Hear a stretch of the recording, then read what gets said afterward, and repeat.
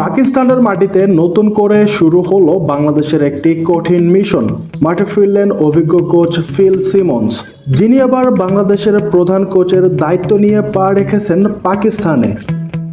West ইন্ডিজের সাবেক allrounder Phil Simmons পাকিস্তানকে চেনেন খুব ভালোভাবে। খেলোয়াড়ি জীবন হোক কিংবা কোচিং ক্যারিয়ার, বারবার এসেছেন এই উপমহাদেশের দেশে। এমনকি পাকিস্তান সুপার লিগের করাচি কিংসেও ছিলেন কোচিংয়ের দায়িত্বে। আর সেই পুরনো স্মৃতির কথা বলতে গিয়ে আবেগ ছুঁয়ে গেল সিমন্সকে। লাহোরে সাংবাদিকদের বললেন, পাকিস্তানে এখন সবই সোনালী স্মৃতি। খেলোয়াড়ি জীবনে এখানে উপভোগ করেছি প্রতিটি মুহূর্ত। করাচিতেও দারুণ সময় কেটেছে, সব সময় এখানেই ফিরতে চাই। তবে এবারের সফরটা সহজ নয়।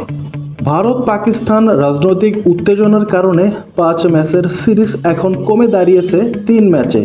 নিরাপত্তা শঙ্কায় যাননি strength and conditioning coach Nathan Kelly, fielding coach James Pamment এবং ক্রিকেটার নাহিদ রানা।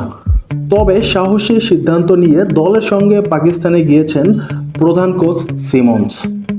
এই সিরিজের আগে আরব আমিরাতের সঙ্গে প্রস্তুতি ম্যাচে ভালো করতে পারেনি বাংলাদেশ। প্রথম ম্যাচে জয় পেলেও শেষ 2 ম্যাচে হেরেছে লিটন দাসের দল। সেই ব্যর্থতাকেও এবার সুযোগ হিসেবে দেখছেন সিমন্স। বললেন, আরব আমিরাতে সিরিজ হেরে যাওয়া কঠিন ছিল, তবে এমন কিছু মাঝে মাঝে দলকে জাগিয়ে তোলে। আশা করি আমাদের দলও ঘুরে দাঁড়াবে।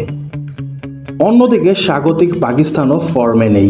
নিউজিল্যান্ডের কাছে 5 ম্যাচের টি-20 সিরিজে হেরেছে 4-1 ব্যবধানে। এর আগেও হেরেছে দক্ষিণ আফ্রিকার কাছে। সিমন্স আরও বলেন, আমি জানি না এটা পাকিস্তানকে হারানোর সেরা সময় কি না, তবে এটা আমাদের সেরা ক্রিকেট খেলার সময়, কারণ পাকিস্তান যে কোনো সময়ই ভয়ঙ্কর দল হয়ে উঠতে পারে।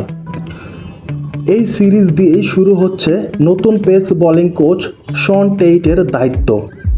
পিএসএলে কাজ করা এই সাবেক অস্ট্রেলিয়ান পেসার দলের সঙ্গে যোগ দিয়েছেন পাকিস্তানেই। তার অভিজ্ঞতা কাজে লাগাতে মুখিয়ে বাংলাদেশ। তবে দলে নেই তাসকিন আহমেদ ও মুস্তাফিজুর রহমান। তাদের অনুপস্থিতি অবশ্যই টের পাওয়া যাবে বলে জানালেন সিমন্স। 3 ম্যাচের এই সিরিজে বাংলাদেশের লক্ষ্য বিশ্বাস ফিরে পাওয়া, হারানো আত্মবিশ্বাসকে আবার জাগিয়ে তোলা। ফিল সিমন্সের অভিজ্ঞতা, শন টেইটের কৌশল আর তরুণ ক্রিকেটারদের উদ্যম সব মিলিয়ে পাকিস্তানের মাটিতে একটি নতুন গল্প লেখার সুযোগ পাচ্ছে বাংলাদেশ। এবার অপেক্ষা শুধু মাঠের লড়াইয়ের। দেখা যাক টাইগাররা কতটা গর্জে উঠতে পারে পাকিস্তানের মাটিতে।